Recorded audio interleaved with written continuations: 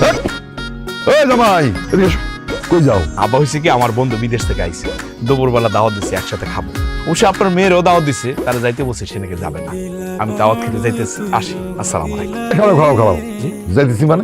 আমি যে গরু ভুসি বস্তা নিয়ে যাইতেছি, আমার তো আর যাওয়া উচিত না। কেন আব্বা? শোনো, বাজার থেকে অর্ধেক রাস্তা আমি ভুসি নিয়ে চলে আইছি। তোমার সাথে আমি বাগে কোরবানি দেই, সেই কারণে অর্ধেক রাস্তা তুমি নিবা আর অর্ধেক রাস্তা আমি নেবো। তুমি অর্ধেক রাস্তা অলরেডি নিয়ে চলে আইছি, এখন বাকি অর্ধেক রাস্তা তুমি নিয়ে যাবা।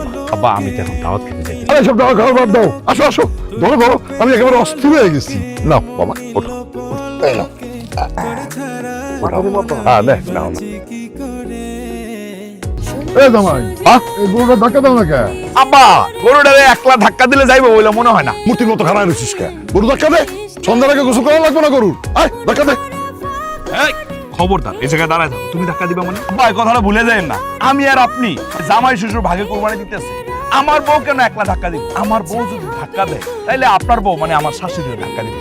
আমার বউ দিব 3 হাত, আপনার বউ মানে আমার শাশুড়ি দিব 3 হাত। ভাগে যোগে কাজ করতে হবে আব্বা, একা সম্ভব না আমাকে পক্ষে না। এই জামাই, এটা কোনো কথা?